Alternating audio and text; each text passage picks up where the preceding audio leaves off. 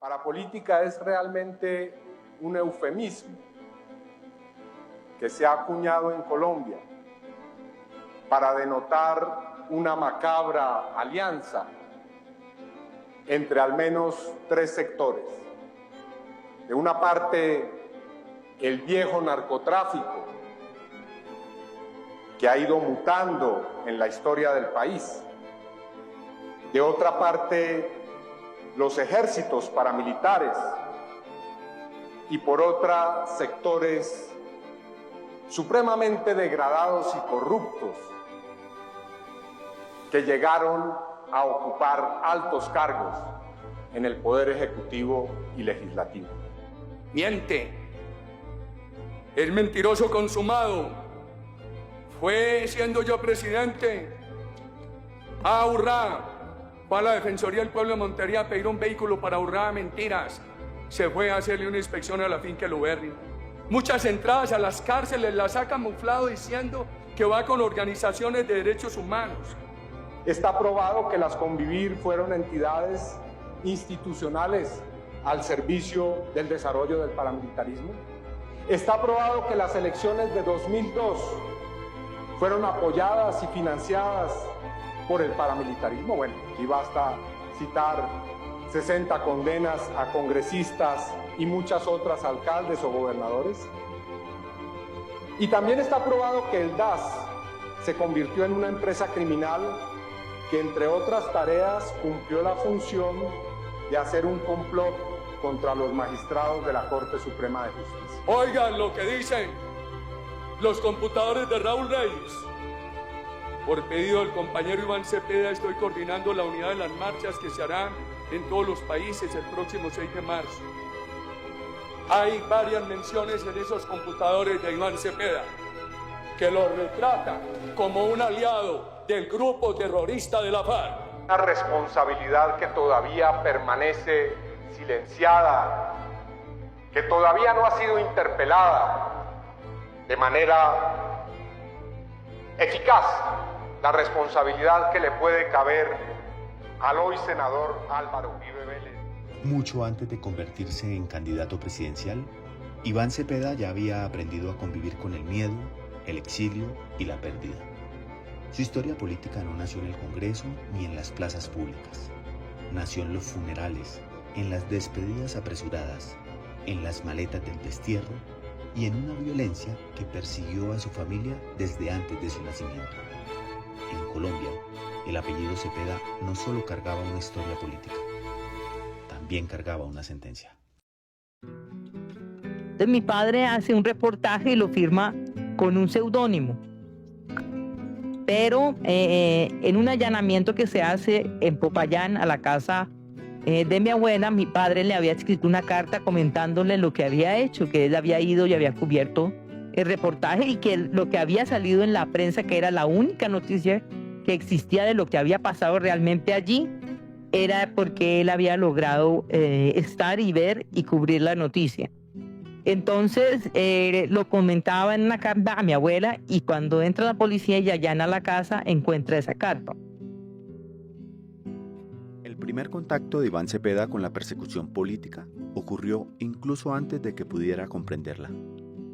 En 1963, cuando tenía apenas 8 meses de nacido, su padre, Manuel Cepeda Vargas, fue llevado a prisión a la cárcel Modelo de Bogotá, acusado de ser un agitador comunista, luego de publicar un reportaje sobre campesinos sobrevivientes de un bombardeo en Marquetalia, sur del Tolima.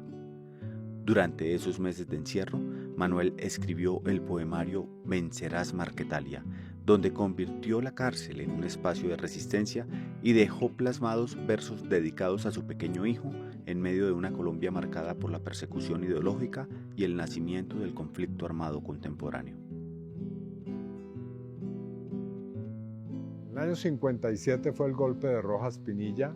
Mi padre llegó a Bogotá proveniente del Cauca, no terminó allí, estaba a punto de diplomarse sus estudios en Derecho y vino a ejercer aquí en Bogotá el periodismo y a hacerse parte del movimiento estudiantil en ese momento rebelde contra la dictadura de Rojas.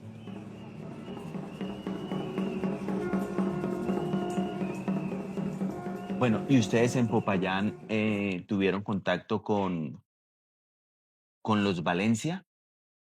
Sí, mire, hay una cosa, Álvaro Pío Valencia, que es tío abuelo de la señora Paloma, ¿no? Tío abuelo sí, de la señora Paloma. Él era profesor en la Facultad de Derecho. Mi hermano estudiaba en la Facultad de Derecho.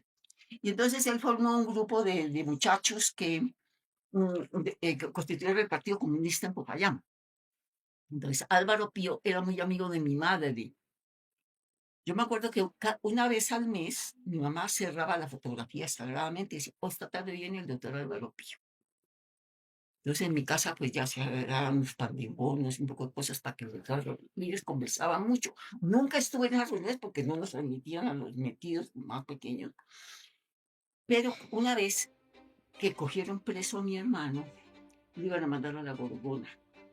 Y era presidente Guillermo León, hermano de Álvaro Pío, abuelo de la Paloma. Entonces iban a llevar a Manuel a la Gorgona. Entonces mi mamá llamó a Álvaro Pío y dijo, Dios, dijo, mañana voy a hablar con Guillermo. ¿Cómo así que se van a llevar a ese perro allá a su vuelo? Dios mío, nosotros llorábamos y todo. Y efectivamente, pues, Álvaro Pío que le pedía terror a los aviones, se consiguieron con el demonio, y entonces lo dejaron en Bogotá para que pues, estuviera en el modelo. En la cárcel Modelo. En la modelo, modelando, como decía él.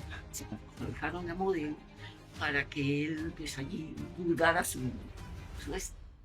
¿Y Álvaro Pío era de línea más de izquierda? claro, Álvaro Pío fue el fundador del Partido Comunista de Popayán y era profesor de la universidad.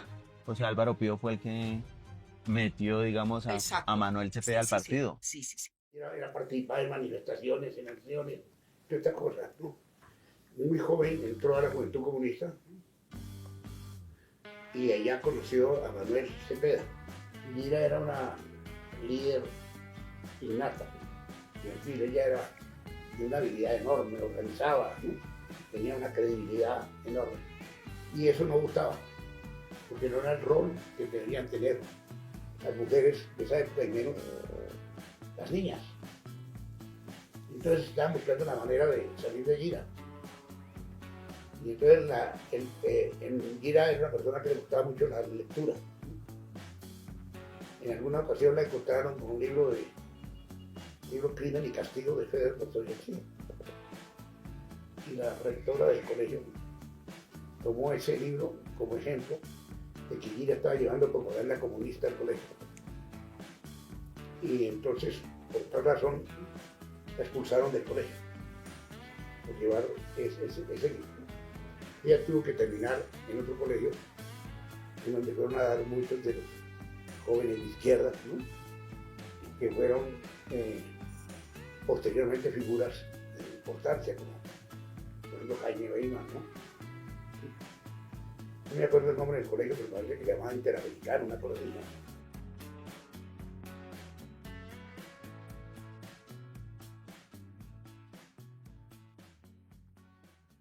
Sí, él nació el 24 de octubre del 62 en Bogotá. Sí recuerdo el día exacto y todo eso, cuando nació y eso. Porque para mí Gira fue una persona muy especial para mí. Nosotros éramos muy hermanas, muy compinches, ¿no? Muy de mucha unidad, digamos, en todo sentido. Y además que habíamos vivido momentos muy importantes, ¿no? En la vida de uno y en la adolescencia, ¿no? Que fue una época muy difícil porque en esa época había mucha persecución contra mis padres, sobre todo contra mi padre. Entonces uno vivió toda esa época de mucho problema, que era la época de la violencia en Colombia, ¿no? De los 50, ¿no? En el gobierno de Urdaneta, ¿no? Detuvieron una célula del Partido Comunista integrada por, en esa época, David Rosenthal, Manuel Zapata Olivella, Esteban Cabezas, Alipio Jaramillo Giraldo, mi padre y mi madre. Papá logró a uno de esos detectives que le dejara llamar por teléfono. Entonces él llamó y ahí fue que supimos dónde estaba. Pero cuando estaba, fuimos todos a visitarlo. Yo tendría unos 7 años más o menos, y uno de los detectives me sentó en las piernas para preguntarme dónde vivíamos nosotros y hacerme preguntas para sacar cosas, ¿no? Entonces, él me preguntó, por ejemplo, y me mostró un llavero lleno de orejas, imagínate. A un niño, eso impresionante, ¿no? De orejas que cortaban ellos, ¿no? Y como si fuera un llavero, dito. Y me preguntaba cosas, por ejemplo, de dónde vivíamos, ¿no? Entonces, en esa época había una propaganda que decía Valdivia, allá en la calle 14 de Bogotá. Entonces yo le dije que vivíamos en la calle 14 de Bogotá. Y este decía, estos comunistas hasta los hijos los tienen amaestrados, ¿no? La persecución contra la dirigencia comunista obligó a la familia Cepeda a abandonar el país a mediados de los años 60. Iván tenía apenas 3 años cuando partieron rumbo a Cuba. En La Habana convivieron las tensiones ideológicas de la revolución latinoamericana con una vida cotidiana sencilla, marcada por barrios populares, jornadas voluntarias de corte de caña y la infancia de Iván y María, 2 niños hermanos que crecían lejos de Colombia mientras su familia intentaba sobrevivir al exilio. En el año 65, a mi padre le encomiendan una tarea a nombre del Partido Comunista y además para que fuera, para poderse esconder un tiempo de toda esa situación, que se calmara. Entonces lo envían a él con mi madre y con nosotros dos, porque yo había ya nacido. A principios del 66 los envían a Cuba. Mi hermano tenía 3 años, yo tendría 6 meses. En Cuba mi padre conoce a Che Guevara, tienen unas discusiones muy fuertes porque en esa época se estaba discutiendo entre los partidos comunistas de América Latina el tema del foquismo, ¿sí?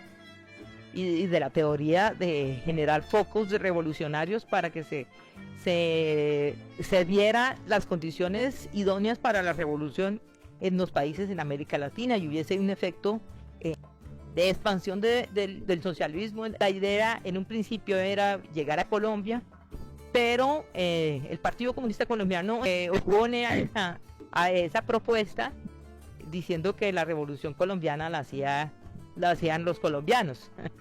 Yo en esos momentos estudiaba en Cuba y ellos llegaron allá. En esa época se estaba celebrando una conferencia importantísima a nivel internacional, que era la conferencia tricontinental.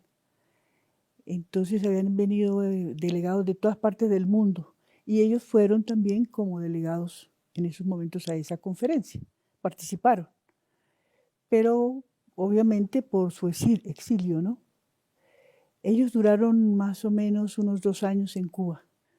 Y hay una cosa que recuerdo que fue muy bella de él como niño y cómo él empezó a sentir toda su parte emocional con un hecho que sucedió en esa época.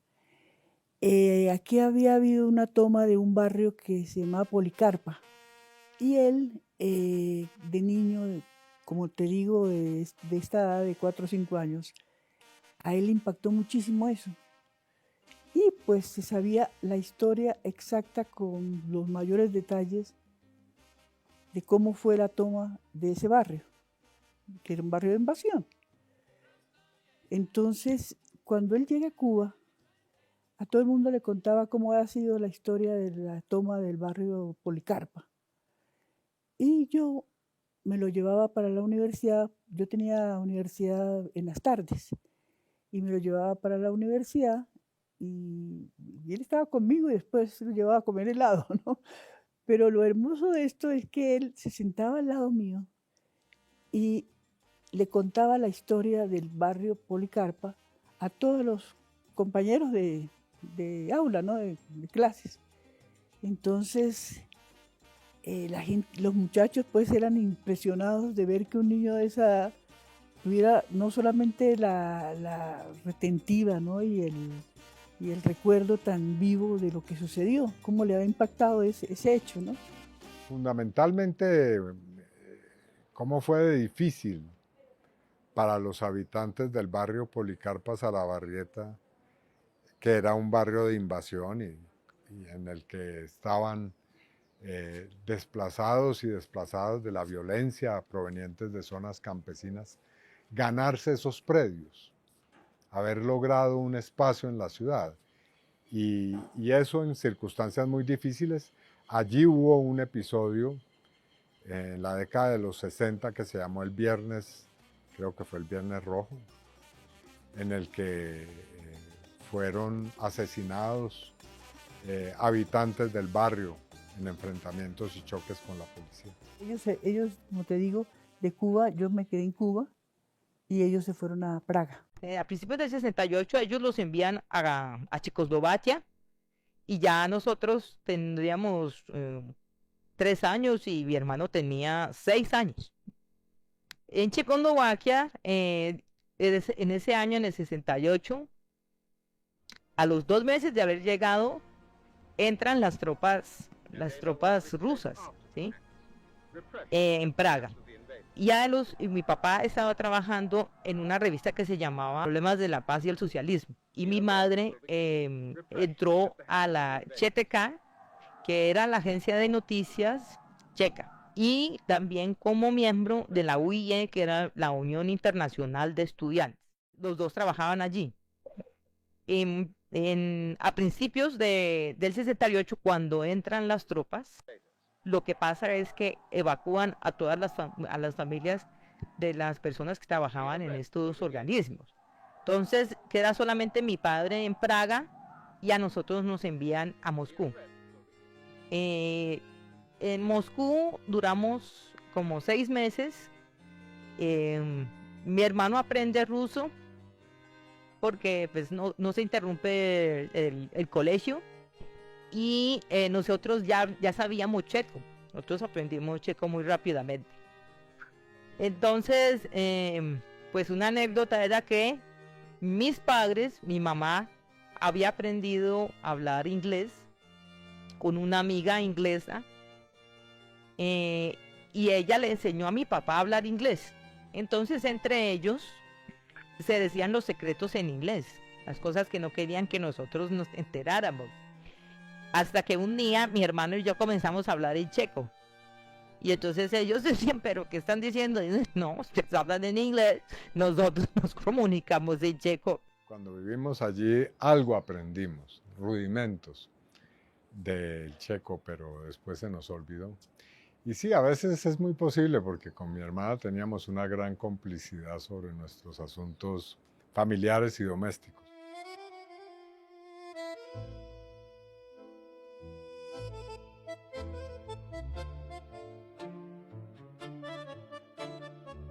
Cuando gana la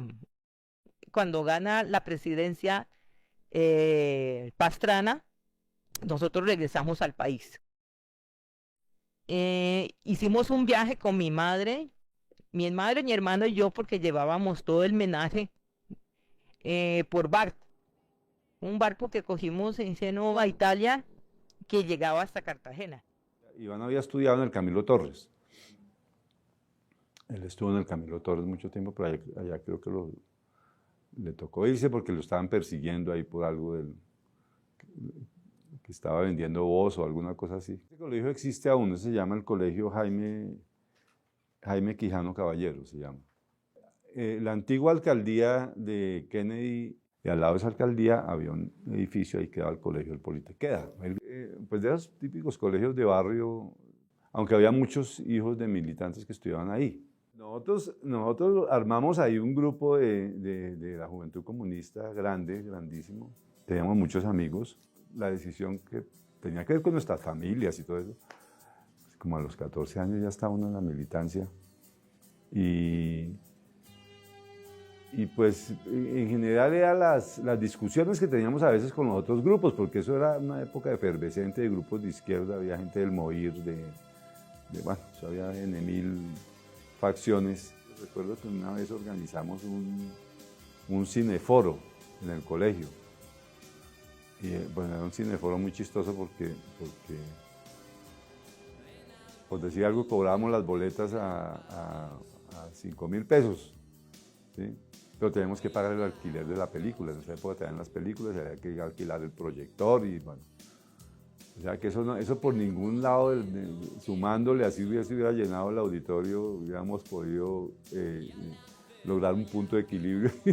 Pero era como que era una actividad colectiva interesante y bueno, esa vez fue muy aparatosa porque en la instalación y había que oscurecer los salones porque había unas claraboyas, había que ponerle como cartulinas negras. En esa época no se usaba mucho el polietileno o telas negras y por ahí se encaramó uno de nuestros compañeros y se partió una teja y se vino al piso y bueno, nada, y pues se llevó el cineforo, llegaron como 3 pelagatos allá al cineforo famoso, no le sacamos ni un peso. Esa fue la década de la emergencia del M-19, ¿no? Y todos esos golpes que dio ese movimiento y todas las repercusiones que eso tuvo, tanto negativas como también positivas en la política de Colombia. Bueno, entonces se hablaba de eso. Era la época también de la caída del gobierno de Allende, que eso fue muy importante. Digamos, para nosotros los que teníamos como vínculos familiares con la izquierda militante, yo también recuerdo que sé que a Iván lo impactó mucho, a mí también, porque Allende era una esperanza inmensa. Había mucha movilización estudiantil en esa época, y en Kennedy mucha movilización estudiantil, y nosotros participábamos de eso. Yo acompañé mucho a Gira cuando en los años 70 iban a los barrios populares, cuando Gira era concejal, ¿no? Iban a los barrios populares porque Gira se interesaba mucho por el problema de la vivienda. Entonces visitábamos los barrios donde había una pobreza impresionante, ¿no? Barrios como Atahualpa, Pedregal, ¿no? El barrio Lucero, por ejemplo. Eran 3, Lucero alto, medio y bajo, ¿no? Sí. Barrios donde había gente, niños, jóvenes que nunca en su vida habían probado un huevo. Ella luchó mucho por los despechados, ¿no? Y entre otras cosas aquí había una cantidad de bandidos que se inventaban urbanizaciones piratas, ¿no? Para robarle a los pobres, ¿no? Les vendían y después resultaba la cosa. Y en esa lucha, a Gira, yo recuerdo que en alguna ocasión le llegó a mi mamá una corona, ¿no? Con el nombre de Gira a la casa, ¿no? Era una forma de amenazarla, ¿no? Mi madre había pues vivido una enfermedad muy penosa que la tuvo enferma durante meses, casi creo yo 1 año. Mi padre, en un primer momento ambos ocultaron la gravedad de la enfermedad y entonces fueron a buscar un tratamiento primero en Cuba, después en Moscú.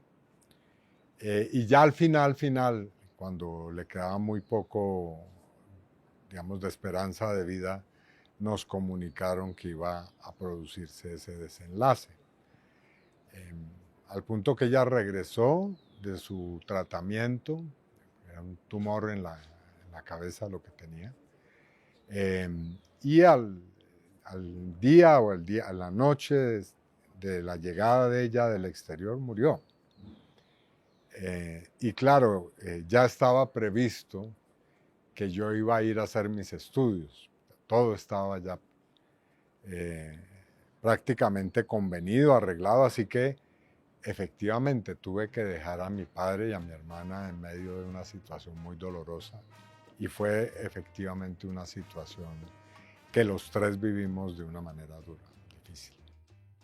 La prematura muerte de su madre, Gira Castro, en 1981, marcó un momento profundamente doloroso en la vida de Iván Cepeda. Apenas un mes después de esta tragedia familiar, Iván viajó a Bulgaria para iniciar sus estudios universitarios. Y la universidad se llama San Clement de Ohrid, en español, San Clemente de Ohrid. Era la universidad más importante de Bulgaria. Iván llegó a estudiar lo mismo, filosofía. Iván llegó a estudiar economía. Cuando nos vimos la primera vez le dije, bueno, ¿y qué vas a estudiar? Me dijo, no, voy a estudiar economía. Y pues, yo le pregunté, ¿por qué vas a estudiar economía? No sé, como que no se explayó mucho en eso. Y yo, de alguna manera, le dije, pues estudiar filosofía. Como éramos tan amigos, le dije, mira, la filosofía tiene esto y tiene aquello. Y le eché un rollo. Yo creo que de alguna manera él recibió ese consejo. Aunque el primer año estudiábamos solo idioma. En los años 80 fue una época aburrida, gris, corrupta, perezosa, de maldad cotidiana, donde la dignidad humana, la dignidad de la persona, el honor personal, la libertad personal apenas tenía valor alguno en el ámbito público, en el espacio público. Ahí estaba el partido, o sea, el Estado comunista, y ellos eran completamente despiadados. Bueno, esos eran países socialistas, ¿no? O sea, Bulgaria no era parte de la Unión Soviética, pero hacía parte de lo que se llamaba el campo socialista. Entonces, Iván era muy observador, yo lo vi siempre muy crítico con las cosas que pasaban, pues digamos, eran países que habían garantizado un bienestar material importante para sus poblaciones. Pero entonces el tema del unipartidismo, el tema del sistema político era complicado. Y los jóvenes ya se quejaban mucho del sistema y de la censura. ¿no? Iván era bastante receptivo a lo que pasaba, digamos, críticamente, creo yo. En el 85 llegó Gorbachev, y con él la nueva ola de la política soviética llegó de inmediato a Bulgaria. Sin embargo, el gobierno búlgaro y el partido búlgaro en realidad no querían aceptar esta nueva situación. Ellos ofrecieron resistencia, sí, contra la perestroika. La resistencia, me refiero a la resistencia pública, directa, agresiva, era prácticamente imposible en esa época. Eso se castigaba de inmediato y nuestras armas eran el humor, lo grotesco, el sarcasmo, el ingenio, o sea, la burla del sistema. Una historia que involucra a Iván Pause. Pues bien, durante nuestro segundo año de estudios universitarios tuvimos un profesor, Pause, quien representaba un claro ejemplo de una ideología y una postura completamente estalinistas y francamente bastante estúpida. Él enseñaba dialéctica en el sentido más puramente marxista de la palabra. Y un día, en algún momento del otoño, llegó Iván con hilo de lana verde chillón y tejiendo.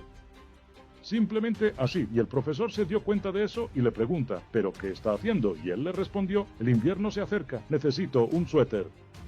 Me estoy tejiendo un suéter. Y él comentó, precisamente durante mi clase, dijo, sí, el invierno ya está llegando.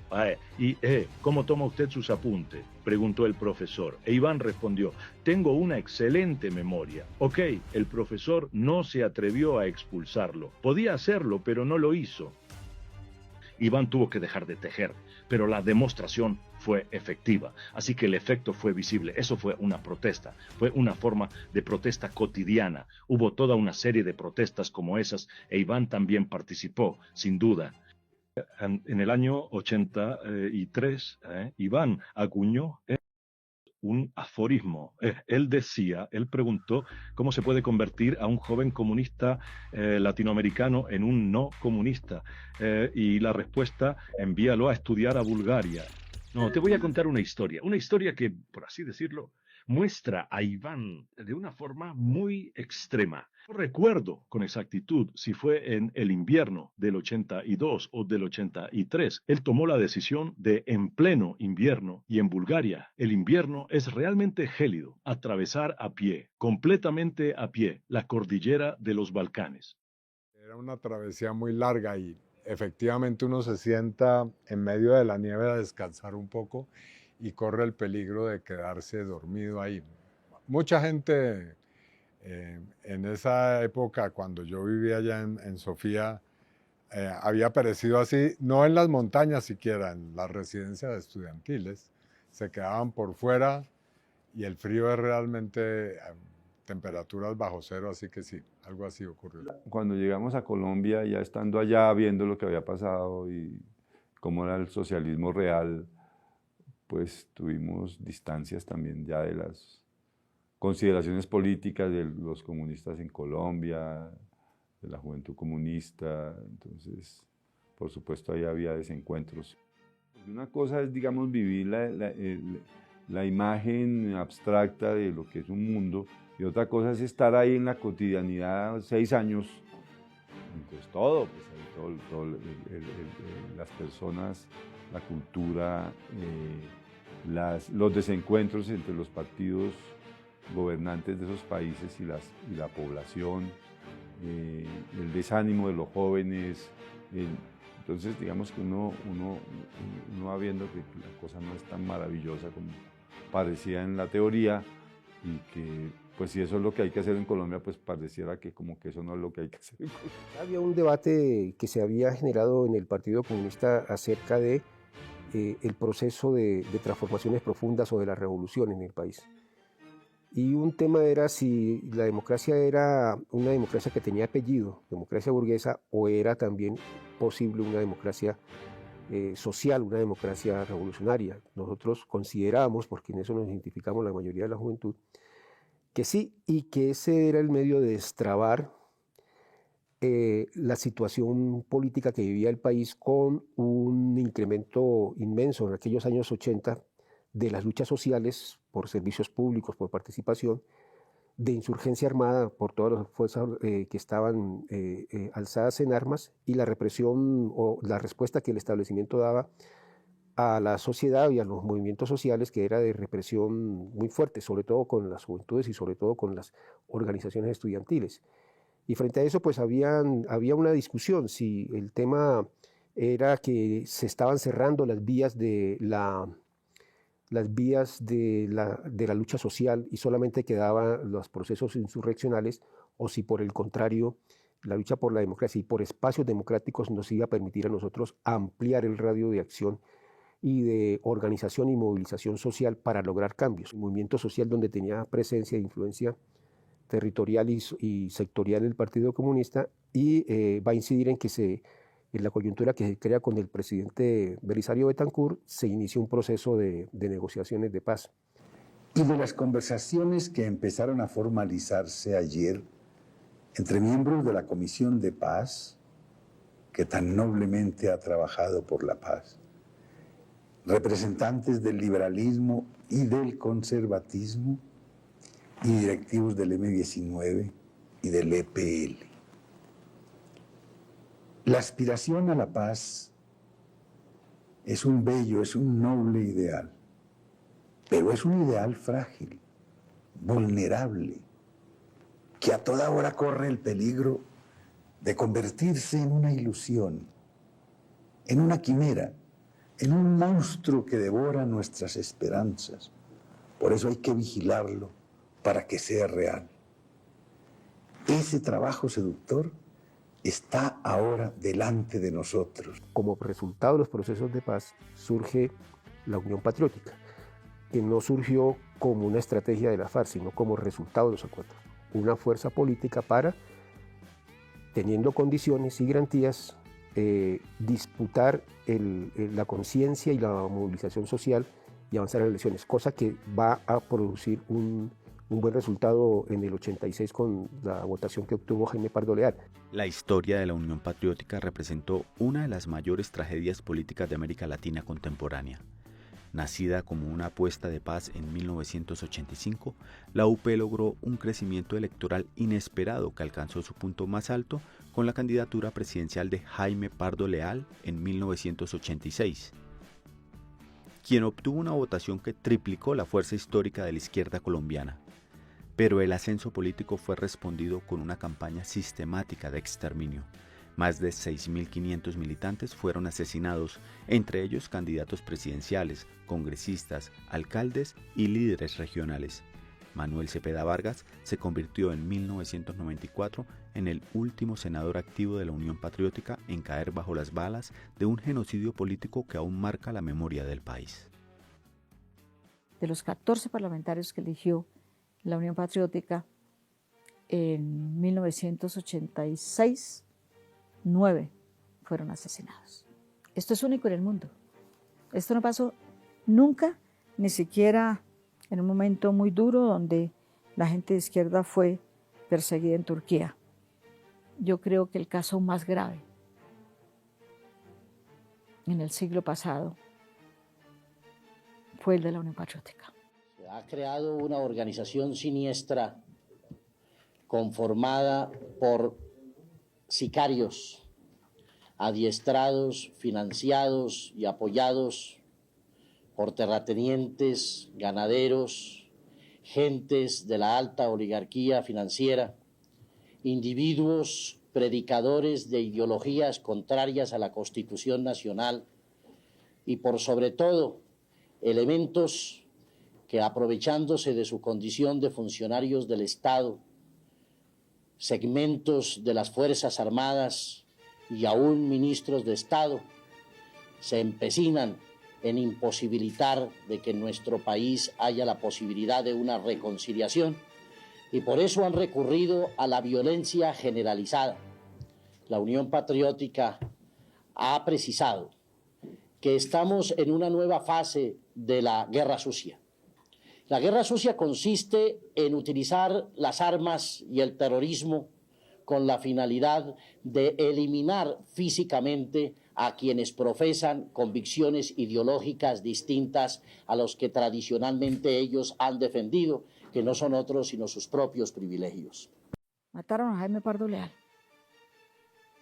¿Por qué lo mataron? Porque era la Unión Patriótica. ¿Y qué había hecho? Pues había sido magistrado del Tribunal de Bogotá, un abogado brillantísimo, un hombre que lo sacaron de la rama judicial porque creó el sindicato de los jueces y trabajadores de la rama judicial, que lo sacó la Corte Suprema, y quienes lo defendieron fueron los conservadores y quienes lo atacaron fueron los liberales. Era como una historia toda al revés, pero así fue, esa fue la historia. Lo sacaron los liberales y lo defendieron los conservadores a Jaime Pardo Leal. Cuando él sale de ahí, candidato presidencial, lo mataron. ¿Lo mataron por qué? Porque es de la Unión Patriótica. ¿Y estamos cometiendo un delito? Estamos en un partido formado, personería jurídica, en un proceso de paz muy importante, muy interesante. Estábamos haciendo todo para que hubiese paz en Colombia. Y la paz en Colombia siempre ha sido atacada a bala. Eran las 3 de la tarde del domingo cuando la familia Pardo Flores emprendió el regreso hacia Bogotá desde su finca en La Mesa, a donde habían viajado ese mismo domingo en la mañana. Al volante de su Jeep Nissan iba el excandidato presidencial por la Unión Patriótica Jaime Pardo. A su lado en el asiento delantero su esposa Gloria y su hijo menor Fernando. En la parte posterior, detrás de Pardo Leal, venía su hijo Edison.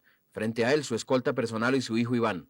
La escolta del DAS la había despachado el mismo Jaime Pardo desde la noche del viernes, aduciendo que sus servicios eran innecesarios ya que solo iría a la finca el domingo. Eran las 3:25 de la tarde cuando apareció el Renault 18 azul oscuro, queriendo sobrepasar al Nissan de Pardo Leal. 3 hombres venían en su interior, 2 de ellos en el lado opuesto al chofer, cada uno apostado en una ventanilla. Una vez alineados los vehículos, los sicarios y el guardaespaldas de Pardo se trenzaron en un fuego cruzado. En segundos, Pardo Leal se desplomó sobre su esposa, mortalmente herido de 3 disparos en la cabeza. El escolta debió recostar el jeep sin control contra el primer barranco, mientras los sicarios seguían en su huida hacia Bogotá. A pesar del pedido desesperado de auxilio de Gloria de Pardo, nadie se detuvo a auxiliar al herido. Por eso los familiares de Pardo debieron pasarlo a la parte trasera del jeep y regresarse al hospital de La Mesa, con tan mala suerte que fueron a parar a una cuneta. Le tocó a un bus de la flota San Vicente llevar al presidente de la UP hasta el hospital. Los esfuerzos por salvarlo fueron inútiles y a las 4:30 se produjo su deceso. El alcalde de Bogotá, Julio César Sánchez, coordinó el regreso de los despojos mortales de Pardo a Bogotá a las 8 de la noche. Una hora después fueron traídos los restos de Pardo Leal a la sede de la Unión Patriótica en medio de desórdenes callejeros. Producto de esto, 5 personas morían en el barrio Policarpas a la Barrieta. En la madrugada, el cadáver de Pardo Leal fue trasladado a medicina legal para su necropsia, pero solo al mediodía de ayer abandonó la sede de la Unión Patriótica para siempre. A esa hora, un enorme desfile lo trasladó hasta la Plaza de Bolívar, al lado del Libertador. Yo te daré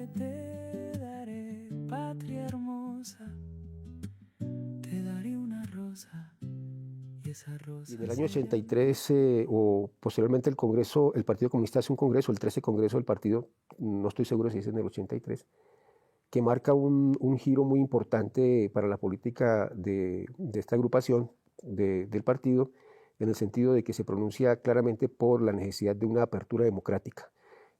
O sea, que lo que el país necesitaba era una apertura democrática, y en esa perspectiva, al frente del conflicto interno, el conflicto social y armado, no solamente el conflicto armado, sino toda la conflictividad, se requería una solución política negociada. A la propaganda izquierdista le llegó la perestroika. Las férreas estructuras de la tradicional izquierda colombiana por fin admitieron en sus campañas electorales a los publicistas. Prueba de ello el afiche del candidato de la Unión Patriótica, Bernardo Jaramillo Osa. Sin embargo, el trabajo para los responsables de prensa y publicidad de la UP no fue fácil. Tuvieron inclusive que dar intensas discusiones del orden ideológico para demostrar que Lenin y Gramsci se habían quedado cortos y que ya no se trata de hacer agitación y propaganda política, sino publicidad. Tenemos un criterio marginal, siempre ha tenido la izquierda, y se trata de romper eso. Estamos en un mundo de medios de comunicación masivos, electrónicos, donde los mensajes tienen que ser rápidos, que tienen que llegarles a millones de personas, y eso se hace con publicidad, y eso es parte del mundo moderno, y nosotros que tenemos que estar ahí en el mundo moderno. El candidato de la UP, con los resultados del afiche, encontró plena justificación a las incansables horas que debió posar para el fotógrafo. Ya era hora de que entrara la perestroika a nuestros movimientos políticos, por lo menos empecemos por la publicidad, eso ya es algo. Manuel Cepeda siempre planteaba una tesis que pues, él la impulsaba, pero una tesis también de una corriente de pensamiento en el Partido Comunista, de que había que permitir que la lucha armada siguiera su camino por su cuenta, y la lucha social y política por los cambios democráticos y por la solución política por otra vía siguiera por sus cuentas, que en el desarrollo de los acontecimientos pues se iban a encontrar las dos formas de lucha, tanto la lucha insurreccional armada como la lucha insurreccional política. Claramente esa era una posición que no compartía Iván. Ahí había una diferencia. Iván decía que había que priorizar y subordinar toda otra estrategia a la estrategia de la lucha por la democracia, ¿no? Básicamente eso, o sea que los cambios democráticos eran la forma idónea y más acertada y más adecuada para el desarrollo de una política revolucionaria, de transformaciones de fondo. Lo que piensa mucha gente es que ustedes se demoraron mucho tiempo en condenar la lucha armada, y por eso es que la gente sigue estableciendo vínculos entre las FARC y la Unión Patriótica. El problema no es de condenar o no la lucha armada, el problema es de un compromiso con la paz, es un compromiso con la solución política. El único partido político que en este país ha venido defendiendo en estos 4 años, a costa de la vida de más de 1 millar de sus militantes, la inevitabilidad de una solución política, la imposibilidad de una solución militar, ha sido la Unión Patriótica. Y hemos condenado los actos violentos, vinieren de donde vinieren, porque creemos que ahora, cuando se habla de paz y cuando el pueblo colombiano el 11 de marzo ha ratificado que quiere la paz, pues son incongruentes los actos de violencia que se han venido protagonizando en el país. Pero de ninguna manera, por esa razón, por el hecho de que no le guste al señor ministro cómo decimos nosotros las cosas, se nos puede condenar a muerte como él lo está haciendo con sus declaraciones. Otra cosa que la gente se pregunta un poco es hasta dónde esa actitud es de todos los miembros de la Unión Patriótica, como se ha venido diciendo últimamente, es de un grupo encabezado por usted y por Diego Montaña, y hay otro grupo de gente que de todas maneras pues sí sigue con vínculos con las FARC y pues que tiene una actitud distinta. No, la Unión Patriótica tiene una política que fue ratificada en su segundo Congreso Nacional y en el último pleno del movimiento que se celebró en enero pasado. Esa política es la que hemos venido defendiendo en las plazas públicas, la que hemos venido sustentando en los diversos medios de comunicación, y es la política que aprobó la Unión Patriótica casi por unanimidad, y por tanto esa es la única política de la UP.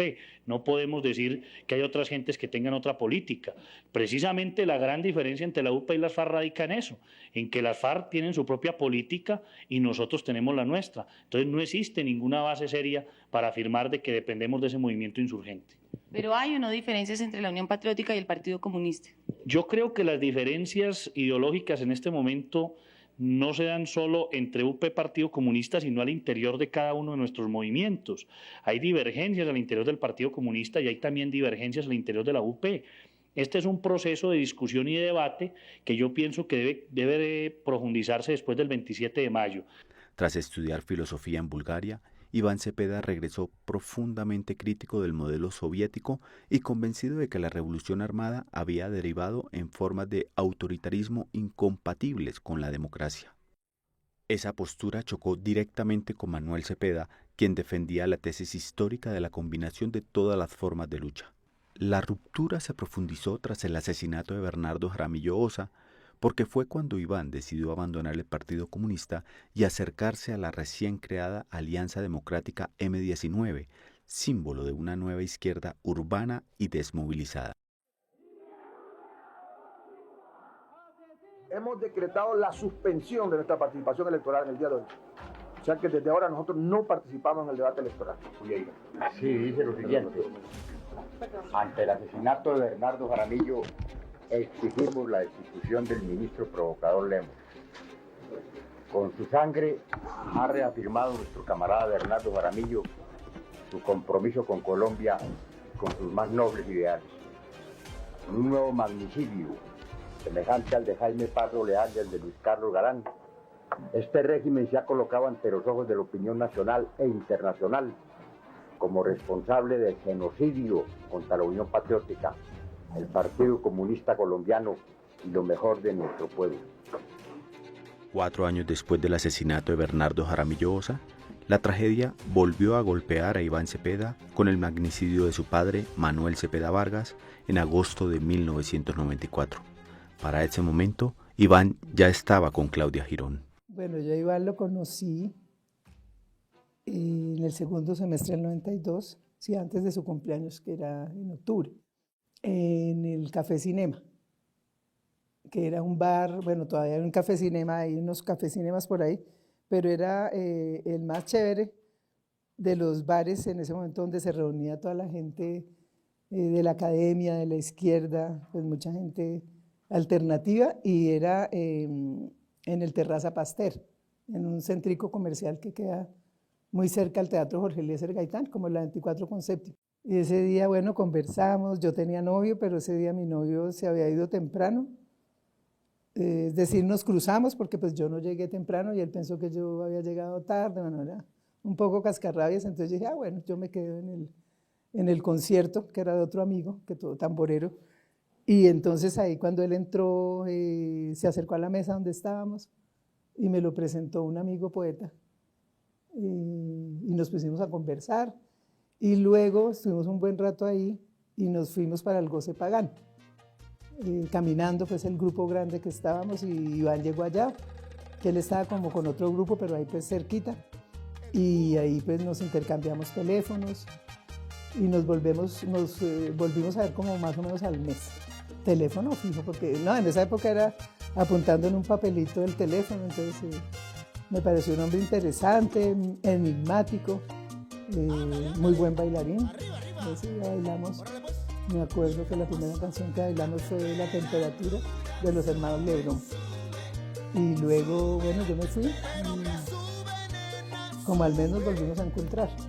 En el 93 ya nos hicimos novios. En el momento en que yo conocí a Iván, Manuel estaba con una señora, una pareja.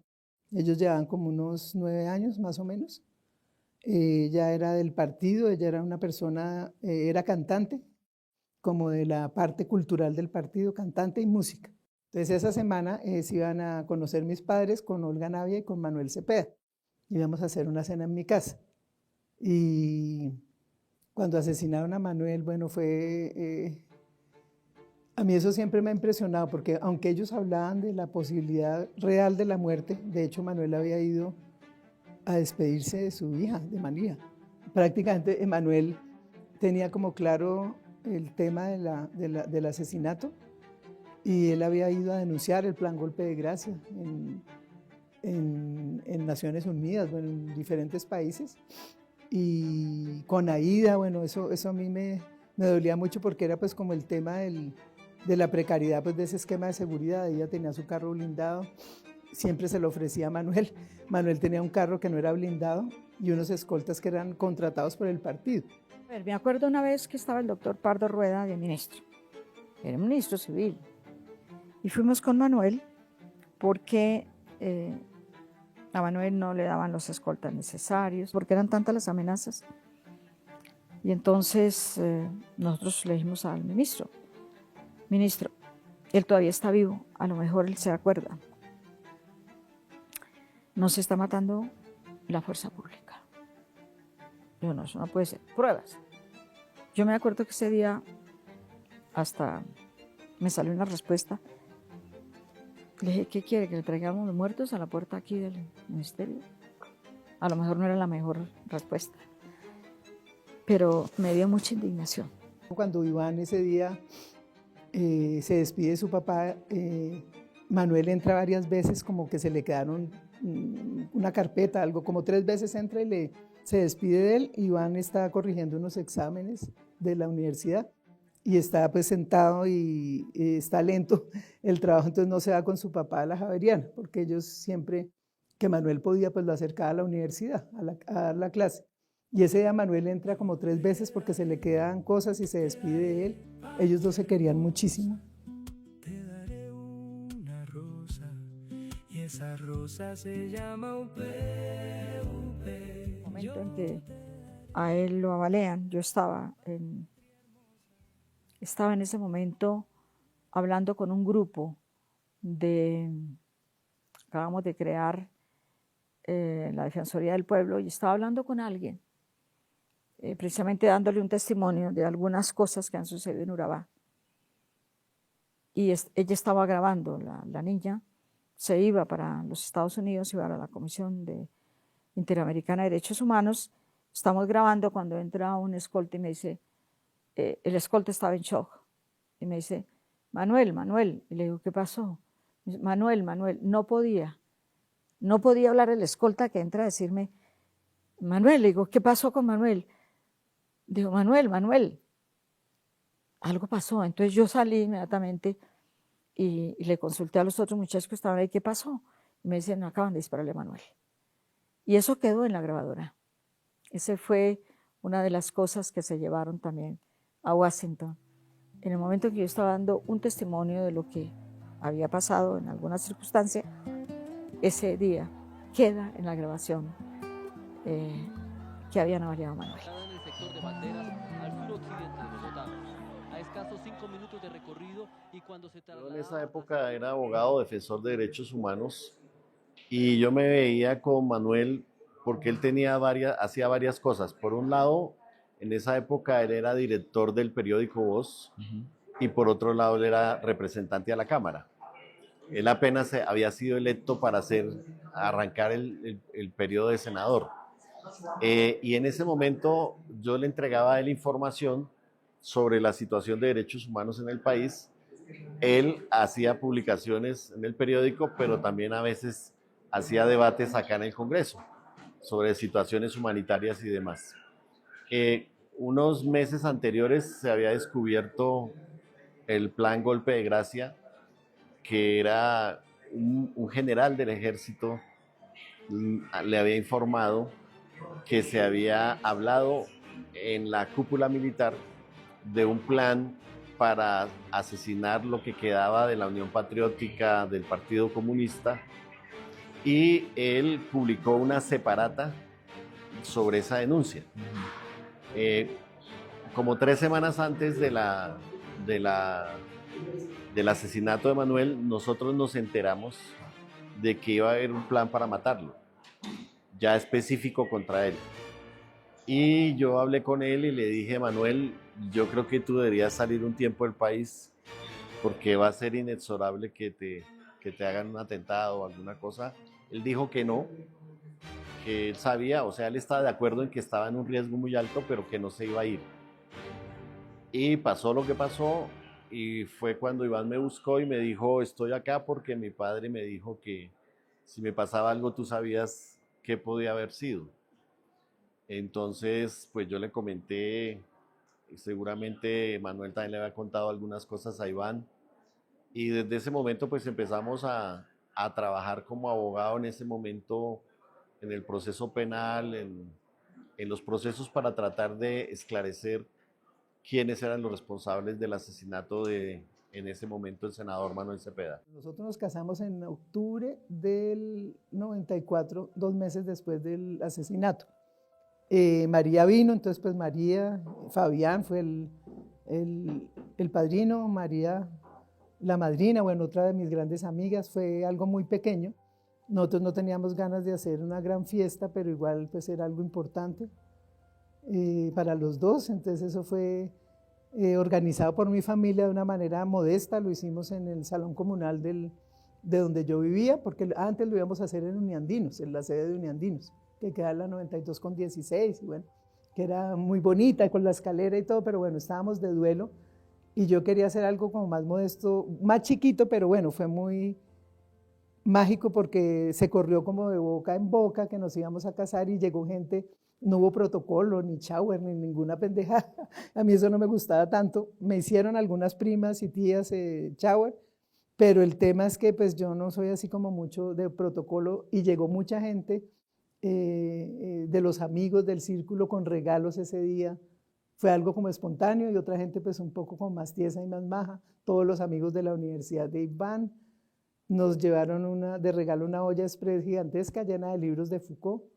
Pues fue bonito, fue pues como un día así pues como muy especial. Iván está nostálgico porque sabía que su papá hubiera querido estar ahí, entonces fue como de los días que lo vi nostálgico. Pero digamos la marca de la muerte del padre, en el caso de Iván, más que algo relacionado con la venganza, con el deseo pues como de hacer justicia no solo por su padre, sino por lo que implicaba el asesinato de un sueño. ¿Y ahí se volvieron ustedes investigadores? Y de alguna manera ya éramos investigadores, estábamos en el tema pues de la cultura y eso, por ahí pues ya fue como una inmersión. ¿Cómo hicieron eso? ¿Cómo encontraron a los asesinos de eso Manuel es muy Cepeda? de Manuel, eso es muy impactante.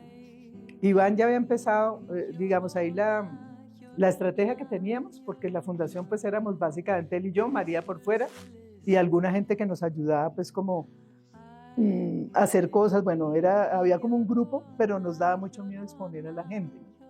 Entonces éramos pues básicamente Iván y yo. Quien salía públicamente era Iván a hablar con los medios. Entonces en una de esas entrevistas que le hacían a él,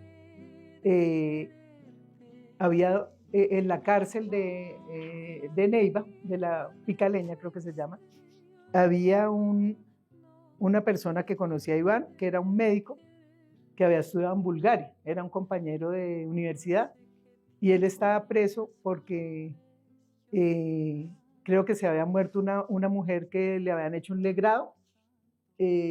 Cuando ella llegó al consultorio, ella ya estaba enferma porque le habían hecho mal un aborto, y a él se le murió esa señora, esa muchacha, y a él lo metieron a la cárcel.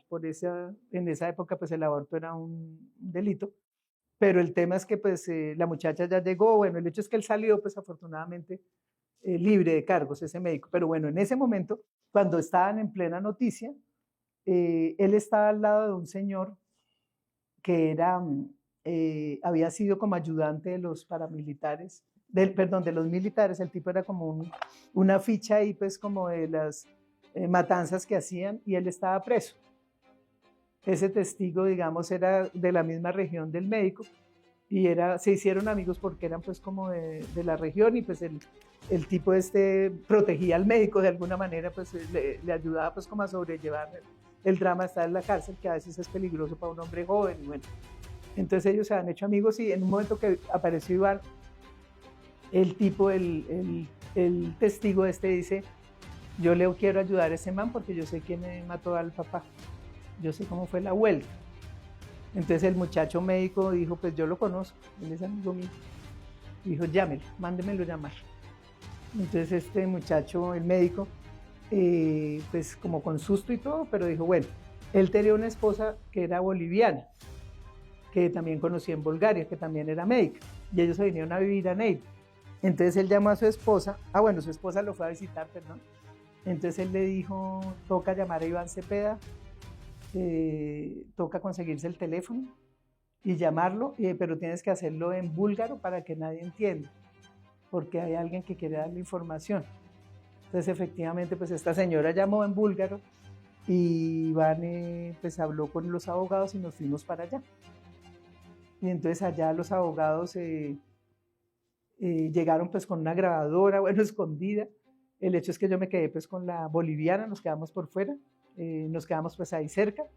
Y ellos entraron y este tipo tenía ya todo preparado, tenía unas fotografías de Rodolfo Herrera Luna, el general que dio la orden, tenía datos de los dos sargentos que mataron a Manuel, que eran Justo Gil Zúñiga Labrador y Hernando Medina Camacho. A estos señores los llamaron a un curso de ascenso en Bogotá, a estos militares, y era una articulación con Carlos Castaño porque fue un operativo mixto. Lo que sí fue claro es que no se tenía cómo cerrar la responsabilidad del caso, y es cuando uno de los sargentos cuenta que este sargento Zúñiga, creo que era el apellido de él, el fin de semana después del atentado donde murió el senador, había llegado a un municipio de Santander, no recuerdo ahorita si era el Socorro o el municipio, y había ido a visitar a su esposa y a su familia, y había dejado el arma en la mesa de noche, y la niña la manipuló con la mala suerte que se le disparó y la niña terminó muerta.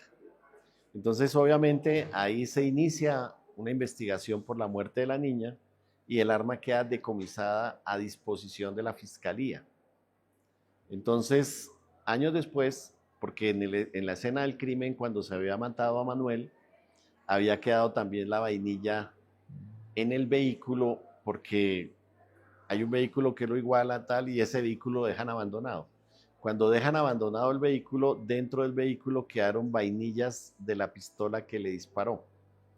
Entonces, en la investigación de Manuel Cepeda estaban las vainillas y en la investigación de la niña estaba la pistola. Entonces, cuando se hace el cotejo, es como una huella dactilar de balística, se comprueba que pues las vainillas que estaban en el vehículo habían sido disparadas por la pistola con que se había matado la niña, que era del sargento Zúñiga. Y ahí de alguna manera se cierra el círculo de responsabilidad.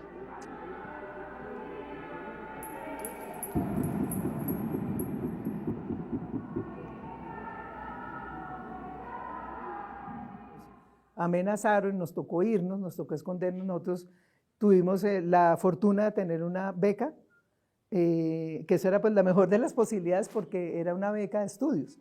Entonces, como ya habíamos empezado a ser muy empíricos en el tema de los derechos, y cuando nos íbamos a devolver a los 2 años, bueno, porque ese era el convenio con Amnistía, resulta que Carlos Castaño no ganó Uribe la presidencia, y Carlos Castaño escribió un libro donde prácticamente nos acusaba a nosotros de ser los cabecillas del Frente Manuel Cepeda.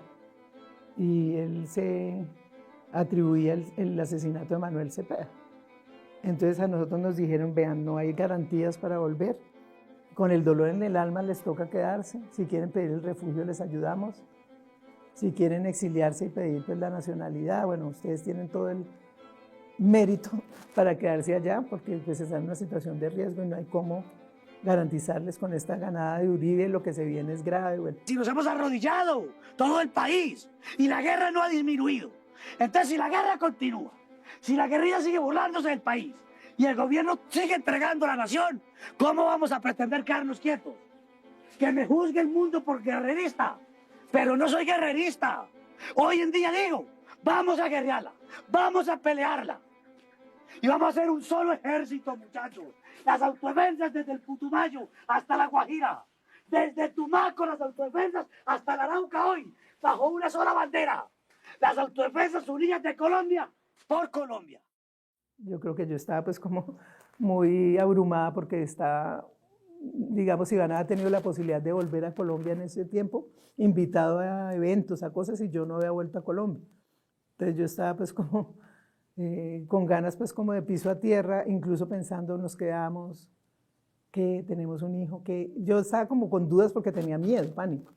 Y ahí pues toda la cosa de que uno vuelve y que de pronto lo pueden matar, pero pues a la vez es la nostalgia. Bueno, yo estaba como más enredada que él, pero Iván se puso pues a trabajar, hicimos unas publicaciones, una muy buena con el IEPRI, Entonces ahí pues la idea era publicar cosas sobre el paramilitarismo y la relación del paramilitarismo con la élite colombiana. Entonces ahí pues hubo publicaciones y de ese sustento vivimos hasta que decidimos regresar. Digamos, en un momento ya volvimos a Colombia como 12 días, nos tocó, porque ya pues queríamos volver de incógnito además, decidimos que no íbamos a pedir el asilo y llegamos y pues hablamos con la persona que estaba en la casa, que era la casa de Manuel, donde habíamos vivido, para avisarle pues sin computador para que fuera pues como algo de persona a persona, y estuvimos como 15 días, diría yo, en la casa de Brigadas Internacionales de Paz, protegidos pues durmiendo allá, con un riesgo muy grande, bueno, pero pues logramos pues como estar esos 15 días, la familia nos visitó, bueno, nosotros visitamos, pero ya pues con una sensación de mucho miedo y a la vez de mucha emoción. Eso fue pues, yo nunca había pensado que uno sintiera tanto arraigo, tanta, como, uy, pucha, ver a la familia, la comida, los olores, el ruido, el caos, esto que somos, que es tan bello, bueno, uno como que no es consciente de lo que tiene y ya dijimos, no, nunca más nos vamos a volver a ir. Iván Cepeda entendió que era importante organizar las víctimas de crímenes de Estado. Digamos que aquí habían habido asociaciones de familiares de presos políticos en la época de los consejos verbales de guerra y demás. Habían existido asociaciones de víctimas de personas desaparecidas como ASFADES, pero realmente nunca se había hecho una organización de víctimas por autor, y en este caso el autor era el Estado. Nosotros en ese momento, Iván lo planteaba, hablaba de terrorismo de Estado, es decir, el Estado que ejerce el poder de manera criminal, que sus funcionarios de inteligencia o el DAS o la policía o el ejército se comprometen en graves violaciones de derechos humanos. Entonces se creó un movimiento que era muy confrontacional contra el Estado, porque era el movimiento de víctimas de crímenes de Estado, Móvice. Y obviamente desde que se fundó el Móvice hubo muchas persecuciones. De la marcha del 6 de marzo fue pues como un punto de inflexión muy fuerte. Esa marcha pues cuando empiezan a acusarnos de que la marcha está infiltrada por la guerrilla, que ahora saca a esta gente de la silla vacía de manera infame, cosa que era pues falsa. Eso costó pues amenazas de muerte de nuevo, bueno, brutales, miedos profundos, bueno, en mi caso yo. Sí, como una sensación como para mí como de decir yo no me quiero volver al exilio, pero tampoco sé cómo vivir más así, ¿cómo? Y además empezó a salir gente de nuestro círculo para afuera, para el exilio. El dolor acumulado por años de violencia llevó a Iván Cepeda y a otras víctimas a impulsar una movilización inédita en el país. El 6 de marzo de 2008, miles de personas marcharon para exigir memoria, justicia y reconocimiento para las víctimas de desaparición forzada, desplazamiento y crímenes de Estado.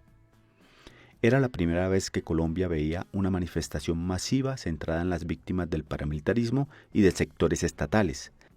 En el 2009, un año después de la extradición de varios comandantes paramilitares de las llamadas AUC, Piedad Córdoba impulsó una comisión accidental del Senado para saber el estado en que se encontraban los ciudadanos colombianos en ese país. Y así fuimos a los Estados Unidos y una de las cárceles que visitamos está ubicada en Nueva York, donde nos encontramos con Diego Fernando Murillo. Ese día veníamos 2 días antes de haber estado en Washington con Salvatore Mancuso. Y llegamos allí en esta comisión 3 delegados del Movimiento de Víctimas de Crímenes de Estado. En ese momento Iván todavía no era representante de la Cámara, era también un defensor de derechos humanos y miembro del Móvice, con un abogado del colectivo de abogados y yo, en representación también de la Comisión de Justicia y Paz. Y allí nos encontramos con Diego Fernando Murillo en horas de la tarde. Era un día gris, me acuerdo, muy gris. Y los días y las horas anteriores habían sido bastante chocantes en el sentido de que esos encuentros produjeron una conmoción interior en todos los que allí estábamos. Y al llegar a Nueva York esperar por varias horas el ingreso, lo logramos, y en esa primera conversación, en ese primer encuentro, hay una petición de perdón de Diego Fernando Murillo a Piedad Córdoba y a Iván Cepeda. Y como veníamos de esa conmoción anterior, pues esto nos generó un impacto y tuvo expresiones corporales fuertes desde mi punto de vista. Una primera de Piedad que quedó conmovida y reaccionó rápidamente, y luego Iván, quien mantuvo el silencio y simplemente se encorvó, se agachó. Hubo dos reacciones diferentes. Una mezcla de tristeza e indignación, pero sobre todo ese momento fue crucial porque estábamos tanto con Danilo como con Piedad Córdoba, y algo similar ocurrió con ella, porque también don Berna le contó momentos pues muy difíciles para Piedad de lo que fue su secuestro en manos de los paramilitares. Entonces para ambos fue una experiencia difícil, pero lo más importante de ese momento es que este señor, el señor que se hace conocer como don Berna, nos reveló aspectos muy importantes en ambos casos sobre los responsables del asesinato de mi padre y del secuestro de Piedad, personajes de la vida política, miembros de las fuerzas militares. Los 2 días anteriores estuvimos en Washington con Salvatore Mancuso. La diferencia en ese primer encuentro es que Salvatore Mancuso, recuerdo, nos saludó a todos, y cuando llegó a donde Iván no le dio la mano. Ese es un episodio real. Entramos con defensores de derechos humanos y en el primer contacto, en el primer momento, Mancuso extendió la mano a cada uno de los presentes, y cuando me tocó a mí el turno no se la di, por indignación, porque sentía que en ese momento era inapropiado con las víctimas, con lo que me había tocado, con el país. Y bueno, tal vez ahora si lo volviera a encontrar le daría la mano. Iván estaba siendo periodista del Espectador, investigando como siempre, porque él nunca, digamos, se ha sentado pues a divagar, sino, digamos, siempre pensando en lo sistemático. Y él pues pronto se empezó a pensar pues en el plano de lo político, y entró al Polo Democrático como representante a la Cámara. Y con todo ese trabajo pues que fue el antecedente a las puertas del Ubérrimo, que ya había pues como empezado él a investigar, pues el éxito del libro fue impresionante, ¿no? Lo empezaron a vender en la calle.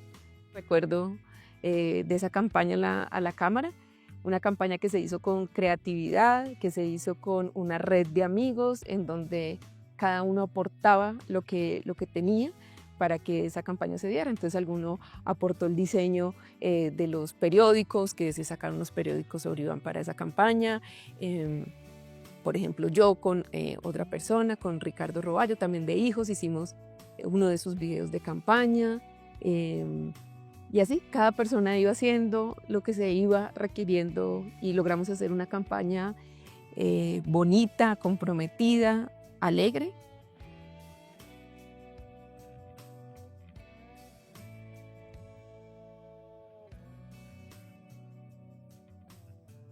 Caso del homicidio, del magnicidio del periodista Manuel Cepeda, fue llevado al sistema interamericano, a la Comisión Interamericana, a la Corte Interamericana, y la Corte produjo el fallo de condena al Estado colombiano por su responsabilidad, ¿no? Esa puede ser una de las acciones que puede describir a Iván. Luego de que salió la indemnización, nos llamó a 2 compañeros de Hijos, a José Antequera y a mí, y nos dijo: este dinero no me corresponde, no es para mí, es para las víctimas de crímenes de Estado.